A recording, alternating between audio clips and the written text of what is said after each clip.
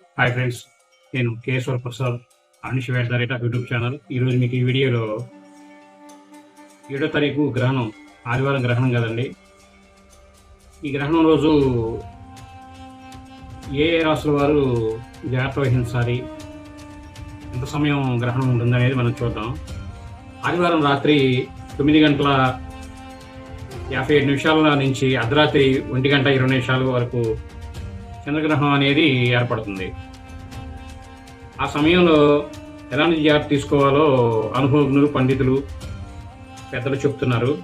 పూర్వభద్ర, శతభిష నక్షత్రం, కుంభ, మీన రాశులకు గ్రహణం అనేది పట్టింపు అనేది ఉంది. ఈ గ్రహణ కాలంలో మీ నచ్చిన దైవాన్ని స్మరించుకుంటూ ప్రాతకాలంలో మహాదేవుల వారిని స్మరణ చేసుకుంటూ శివదర్శనం చేసుకొని అభిషేకం తీర్థం తీసుకుంటే చాలా మంచిదని చెబుతున్నారు. అలాగే గ్రహణం అంతా పూర్తయిన తర్వాత మన గృహం అనేది శుభ్రం చేసుకోవాలని, అలాగే దైవ దర్శనం చేసుకొని తీర్థప్రసాదాలు తీసుకోవాలని అనుకూలం ఉన్నవారు, లేనివారు దేవుడి మందిరం శుభ్రం చేసుకొని దీపారాధన చేసి నమస్కారం పెట్టుకోవచ్చండి. ఇలా మీరు తోచిన విధంగా భగవంతుడిని స్మరణ చేసుకోవాలి.